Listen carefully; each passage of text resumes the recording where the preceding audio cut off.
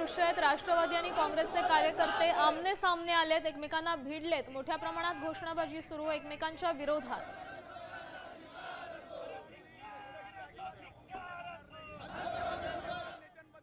आमच्या नेत्यांनी शब्द काढलेले नाहीये। गुंगी गुडिया हे स्वर्गीय इंदिरा गांधींना सुद्धा म्हटलेलं होतं।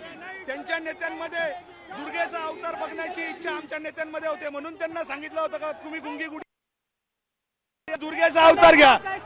राष्ट्रवादीच्या पदाधिकाऱ्यांना जे अध्यक्ष आहेत त्यांना बोलू जात नाही, म्हणून त्याच्यावर दिलेली प्रतिक्रिया ती होती। ही दादागिरी, ही गुंडागिरी आम्ही खपून घेतले जाणार नाही।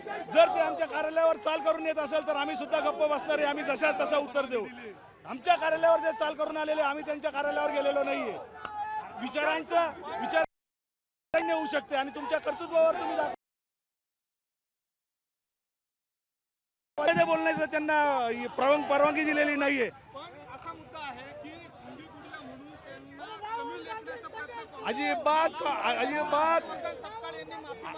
अजिबात आमचे नेते माफी मागणार नाही। आम्ही अजिबात त्यांच्या संदर्भामध्ये कुठचाही त्यांना कमी लेखण्यासाठी हे म्हटलेलं नाही। त्यांच्या अंगामध्ये दुर्गा संचारावी, त्यांचे जे अधिकार आहेत त्यांनी ते अबाधित ठेवले पाहिजे। आज ते त्यांनी गहाण ठेवलेले आहेत। त्यांच्या राष्ट्रवादीच्या अध्यक्षांनी त्यांचे अधिकार गहाण ठेवलेले आहेत आणि म्हणून ती प्रतिक्रिया होती। त्यांच्यामध्ये जर खरंच दुर्गेचं रूप असेल तर त्यांनी त्यांचे ते कार्यामध्ये दाखवून द्यावे, जनतेची सेवा करून दाखवून देण्यात यावे। हे असं आम्ही खपून घेणार नाही। आम्ही सुद्धा काँग्रेसचे पदाधिकारी आहे। त्यांनी अजितदादा गेल्यानंतर दुसऱ्या दिवशी उपमुख्यमंत्री पदाची शपथ घेतली, तेव्हा त्यांना दुःख नव्हतं का? ते दुःख कुठे गेलं? मग ते दुःख विसरून त्यांनी त्याची जबाबदारी स्वीकारलेली आणि राजकारणामध्ये सुख दुःख हे याला काहीच अर्थ नाहीये। तुम्ही जनतेच्या सेवेसाठी आहात। तुम्ही जनतेच्या सेवेसाठी तुमचं वैयक्तिक दुःख हे बाजूला ठेवावं लागतं, याची त्यांनी जाण ठेवली पाहिजे आणि त्यांच्यामध्ये दुर्गा संचारावी ही आमची इच्छा आहे। त्यांनी दुर्गेसारखं काम करावं ही आमची इच्छा आहे, पण ही दादागिरी गुंडागिरी आम्ही खपून घेणार नाही। अजिबात खपून घेणार केलेलं आहे राष्ट्रवादी काँग्रेस महिलांचा अपमान केलेला नाहीये।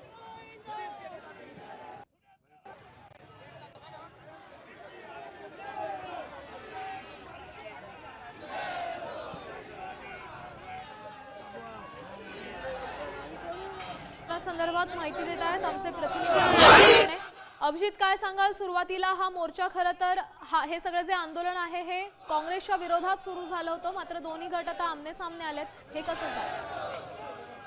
उपमुख्यमंत्री सुनेत्रा पवार यांच्या विरोधामध्ये जे वादग्रस्त विधान ट्विटर हँडलवर काँग्रेसच्या करण्यात आलेलं होतं, त्याच्या विरोधामध्ये राष्ट्रवादी काँग्रेस अजित पवार गटाचे पदाधिकारी नेते आक्रमक झालेले होते। काही वेळापूर्वी नाशिकच्या जिल्हाधिकारी कार्यालयासमोर त्या ठिकाणी निदर्शनं करण्यात आली आणि त्यानंतर मग राष्ट्रवादी काँग्रेसचे पदाधिकारी थेट शहरातल्या MG रोडवरचे काँग्रेस कमिटीचे जे कार्यालय आहे त्या ठिकाणी पोहोचले आणि त्यावेळी काँग्रेस आणि राष्ट्रवादी अजित पवार गटाचे कार्यकर्ते आमने सामने आलेले आहे। जोरदार घोषणाबाजी दोन्ही गटाकडून यावेळी या ठिकाणी करण्यात आलेली आहे। मात्र पोलीस या ठिकाणी मध्यस्थी करताना बघायला मिळाले। पोलिसांनी कार्यकर्ते जे आक्रमक झालेले होते त्यांना रोखण्याचा प्रयत्न केला आणि त्यामुळे काही काळ गोंधळाचं वातावरण या सगळ्या परिसरामध्ये निर्माण झालेलं आपल्याला बघायला मिळतं। एकीकडे राष्ट्रवादी काँग्रेसचे कार्यकर्ते आक्रमक आहेत। खरं तर काही ज्या पद्धतीने काँग्रेसच्या ट्विटर हँडलवरून सुनेत्रा पवार यांच्याबद्दल विधान करण्यात आलेलं होतं, त्यानंतरच कार्यकर्त्यांमध्ये मोठ्या प्रमाणात रोष बघायला मिळत होता आणि त्याचेच पडसाद जे आहे ते आता या ठिकाणी नाशिकमध्ये उमटताना आपल्याला बघायला मिळतात। कार्यकर्ते प्रचंड आक्रमक आहेत आणि या सगळ्या वादग्रस्त आंदोलनासंदर्भातली प्रत्येक अपडेट्स आम्ही तुमच्याकडून वेळोवेळी घेतच राहू।